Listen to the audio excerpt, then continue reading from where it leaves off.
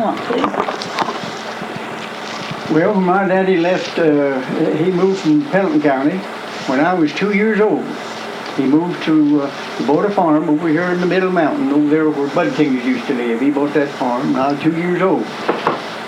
Well, he was working on the mill over here at Edenwood, working in the lumber yard.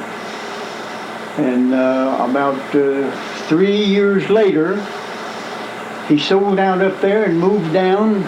He bought a house, a 6-room house, right just at the lower end of where Howard Smith's chicken coop is now. Bought a 6-room house there. Well, we went to school there. There was 10 of us in family, six boys and 4 girls.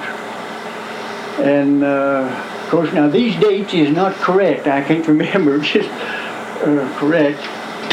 So my daddy worked there in the lumber yard for years and years. And then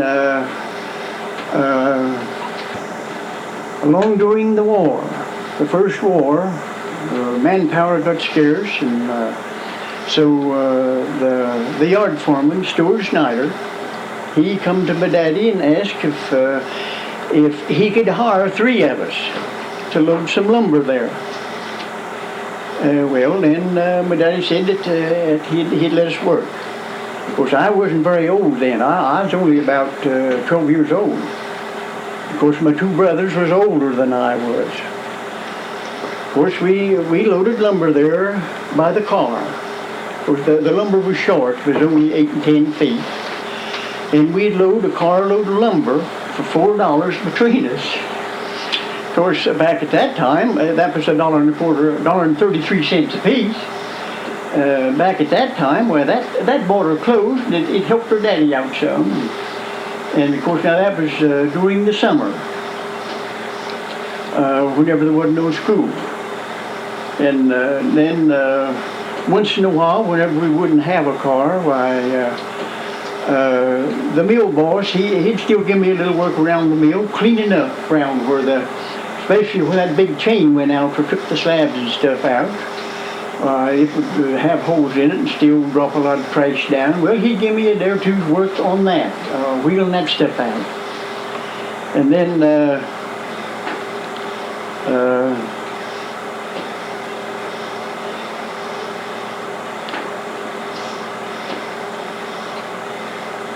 your house would have been right behind, down a little bit from where the store was, isn't that right? The Ode Smith store? Well, it was down right at the lower end of Howard's Chicken Coop. Well, and the store used to sit right pretty close there. Yeah, the store sit right where, right in front of, that is Cunningham's store.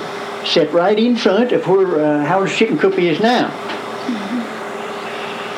And of course, the company store was up there right below where Gene lives. Now, Gene lives in the house where the doctor had. And then Grace, at this time, lives in where Pat Teeter used to live. Now, that's the only 2 old houses standing yet. And they was houses on up through there, a whole row of them, clear up from where Grace lives. But I don't know who all lived up there. They was all 6 or 8 more up through there. And 2 of my brothers helped do all that grading from where, just about where the road crosses there, the old road from the Orange Bridge out, up around in front of them houses, between the houses and the river, clear up around up into that timber country up there. Hope and Ted both, they helped do all that grading up in there. And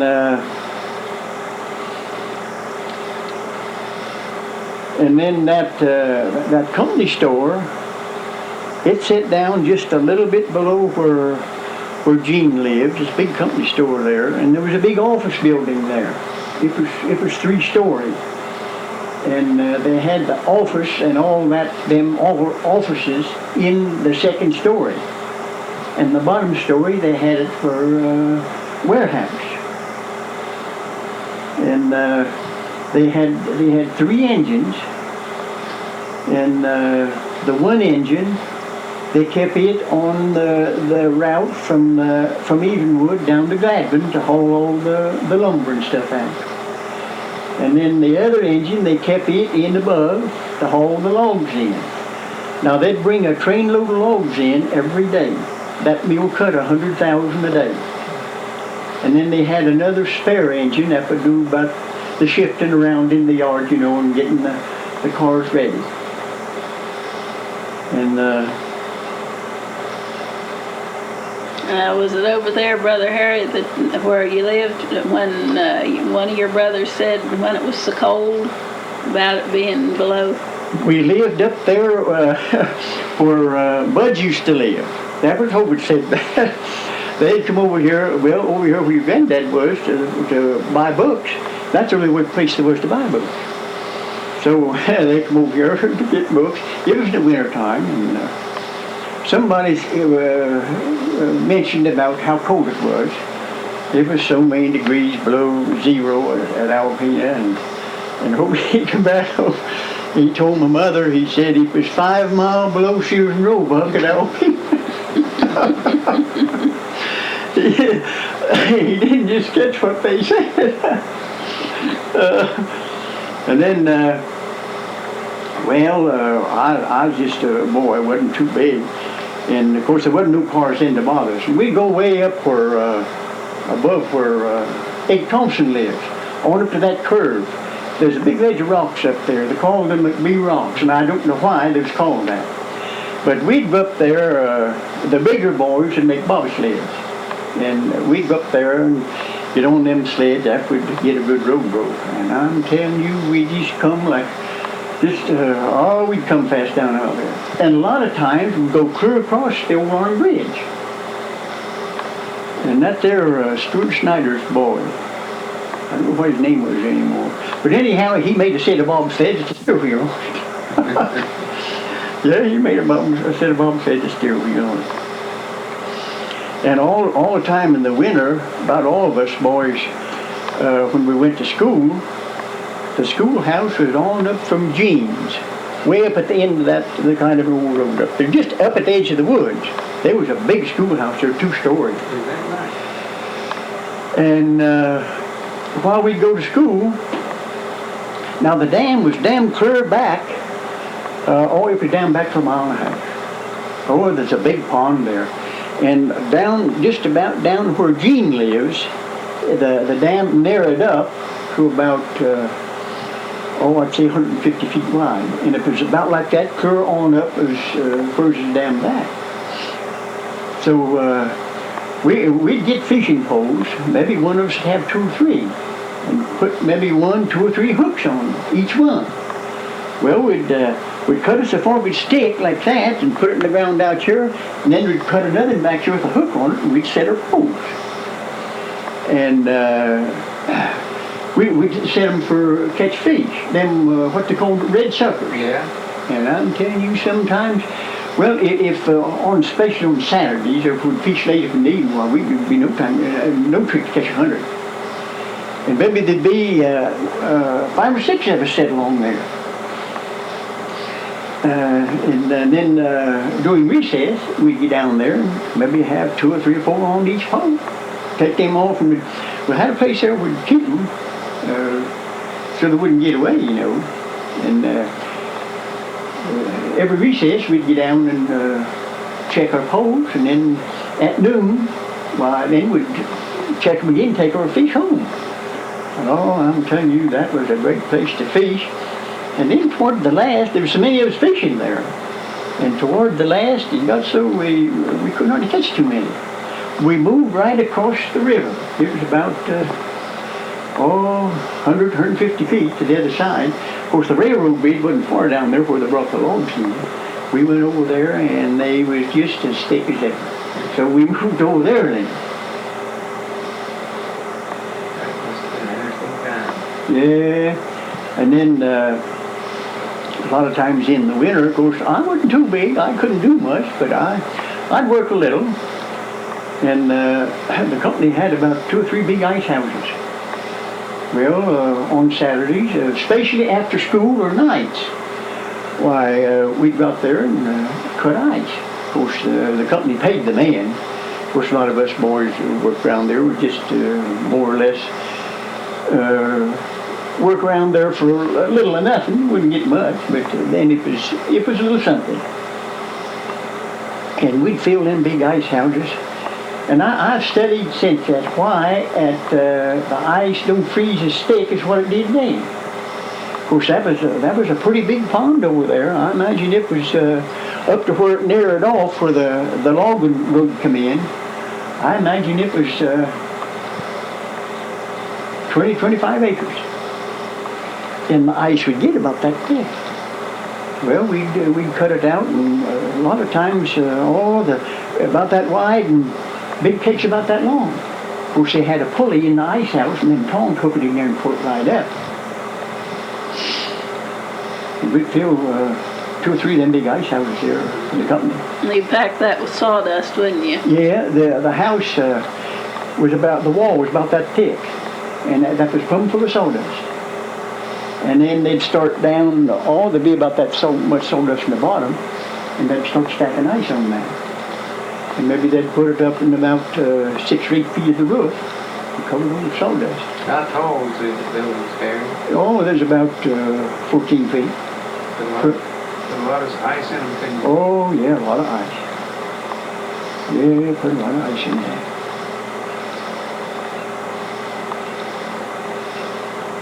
And then one time there, it was in the summertime, see, the pond was divided. Where they put the logs in every day, why, that was just right in here. And then they had a separate part up here. Of course, the walkway went through here where the man pulled the logs in.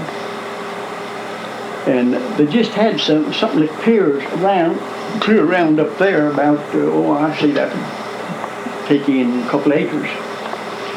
And all of the prime spruce,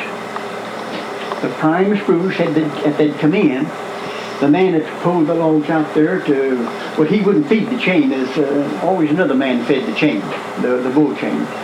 But this other man, George Kitzmiller, was, I think, maybe the last man that worked there. They was places through where he would get all them prime spruce logs and put up in there until they got a day's sowing, or maybe 2 days sowing. And then they'd pull them logs out of it. And one time, they had a lot of nice spruce logs in there. A lot of that yellow spruce. And there was a man come in there from some factory where they made violins. Well, I don't know how much of it he bought, but he bought a lot of it. And a lot of the young fellers there, of course, I wasn't hardly big enough then to use a crosscut saw, but he'd cut it in blocks and then split it in pieces, and pack it in a car. But the way they got it out of there, they used the company team, and the man out in the water there, he had a kind of rack where he'd pull them logs right up to the edge of the water, and they'd wrap a chain around them and hook that team to them and roll them right up out of there. So there was one young fellow named Clinton Smith. He was over there. He wasn't working, but just like some of the rest of us, stand around and watch. And the team went to pull a log out of there, and they got it right up to the second rail. And Clinton, he went to walk in behind it for something, certain what. And the log slipped like it was going to roll back, and he jumped away over the pond. Yes, sir, he jumped away over in the pond. It's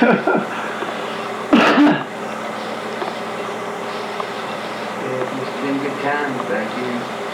Yeah. Hard times to me,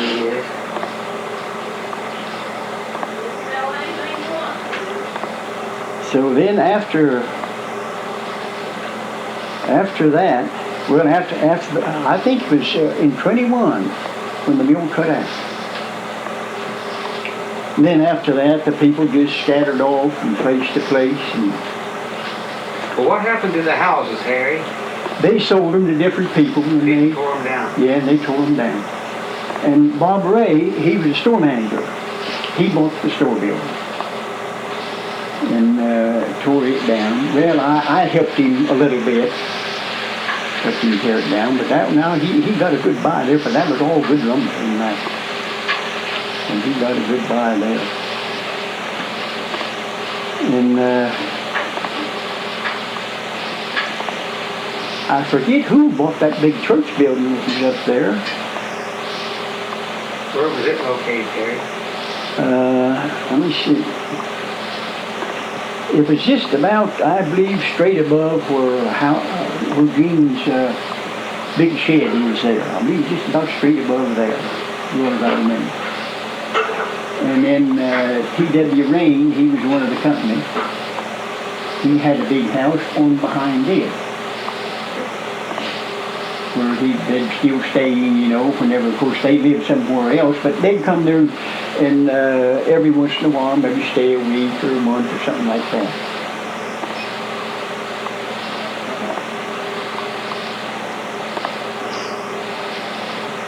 R.A. Carr, he was the conductor on the log train. In other words, he was the boss. Now they'd go out early of a morning and go way up in the country there and load a load of logs. Well, they'd load around 100,000. They had them short skeleton cars just one day. And they'd load them, bring them down, and the track where we went along with the pond was kind of slanting like that. And then where they rolled them in the pond, it was slanting. Of course, this little ridge of the car come up to about even where they rolled the logs over. So they'd come in there and they'd have to unload all them logs. But now they had stakes. They called them skeleton cars. They had stakes in them. And they was fixed something like I have saw these trucks. You go down the other side and pull the lever and let the stake down. And the logs rolls off. Of course, sometimes just about every log would roll off. And other times they'd get off and all twisted up and they'd have to straighten them up and get them rolled in there. Did you know the Irvins? Well, yeah, I knowed, I believe the one man name was George Irvin. I believe he run the engine from Evenwood to Gladwin a while. He had a boy named Kenneth. Yeah, that was the ones. And Dick? Yeah. And, well, we heard from Dick, and they're going to try, and Kenneth's dead. He died, yes. But Dick said they were going to try to be here for the homecoming, and he said they lived right by Dr. Ladwig's house. Their house, he said, was right by Dr. Ladwig's. Yeah, well, now there was a whole row of houses clear out around there, but I don't remember who all lived in them. A whole row of them. Oh, there was a lot of houses up there. Of course, now, Gene's got a big picture over there of Evenwood. I could pick out a lot of houses where the people live. I know where they live. Well, when did you move away from Evenwood? Well, I don't just remember just when, but the houses, about all the houses was tore down, the railroad was all took out, and it must have been around about 24, 25 when we left there.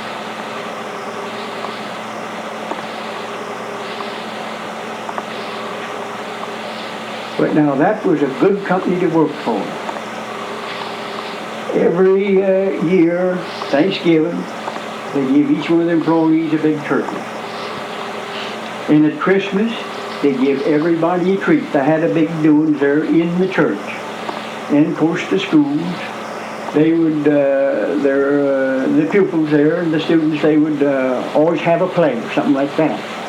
And they would always give everybody a treat. Was that Rain Andrew Lumber Company? Yeah.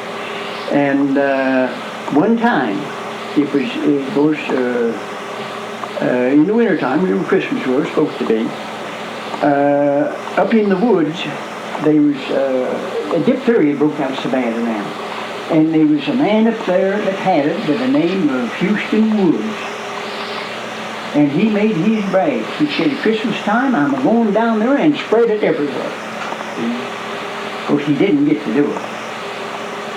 Now, the company, I don't know if they paid for me in anything or not, but they hired people to go to every house and take the treat to it. To every house. So he didn't get to spread the diphtheria around. And about the time my daddy had diphtheria, yes, he just about died.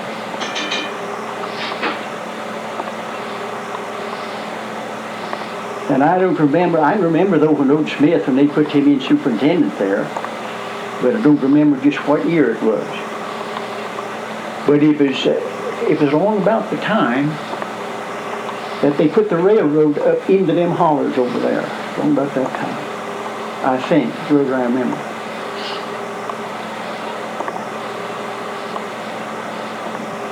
Well, that railroad down there at Gladwin, it was a big gauge railroad, wasn't Oh it? yeah, well all of it was. It was? Yeah, standard gauge, all they had. Mm-hmm.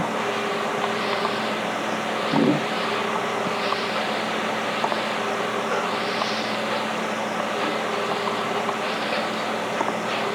Yeah, my daddy worked over there for $2.50 a day, 10 hours. And there was a big family of us too. Of course, there were lots of times we didn't just have anything and everything we wanted to eat, but what we had enough of it.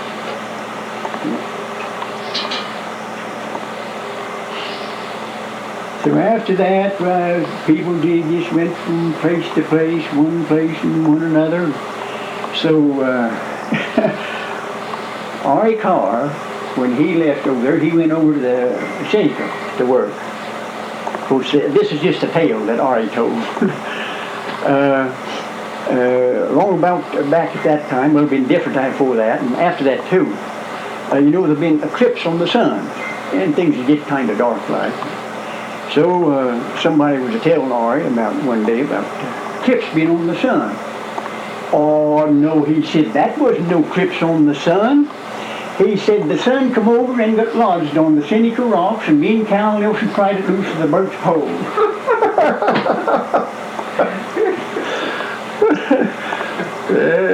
Oh, I just tell that name about it.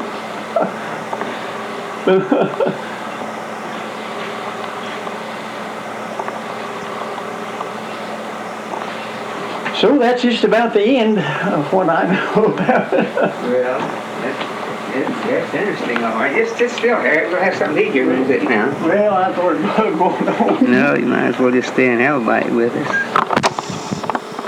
Okay. Well, I was married in January 12th, 1927. To who? Married to Hazel Lambert. And they lived over at Weimar. So we had five children. I raised 5 children of my own, and I raised one for my brother. So they're all married. One of them lives in San Antonio, Texas, and one in Radcliffe, Kentucky, and one above Elkins in Hazelwood, and one down Beelington. And one at Glady. Yeah, one at Glady. So I guess they're all doing well as far as I know. They're all doing well. But there's 4 of them that's not saved. Which grieves me. That grieves me if they're not saved. So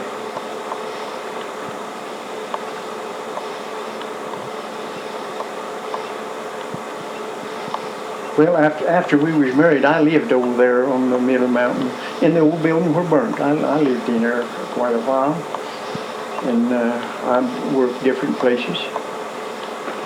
And then finally, in the wind-up, I went to Cumberland, worked down there a while until the Depression come. And then I was put out of work there. And we'll come back up here. It was just trying from place to place, look for work. So after the Depression was over, it was just about over, work began to pick up a little bit. So I wasn't like a lot of fellas, just wait to try to find a job that suited me. I took the first thing I got. And then I worked at that till I could find something better. Worked to find something better. So Harry, he's the oldest and they've got one child. And Luella, she's got three children. And Ina Lee, she's got three children. And Mary's got two. And Frank only has one. And then I have three great-grandchildren.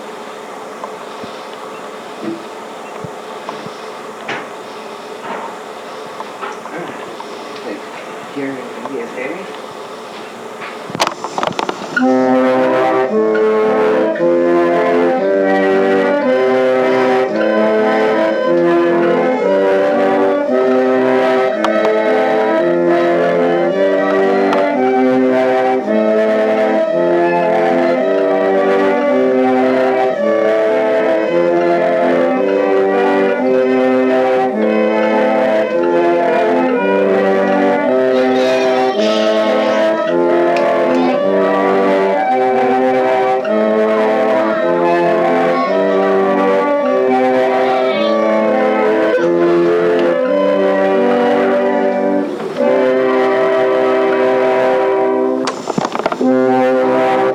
Wait a minute. All right, Go ahead. go ahead.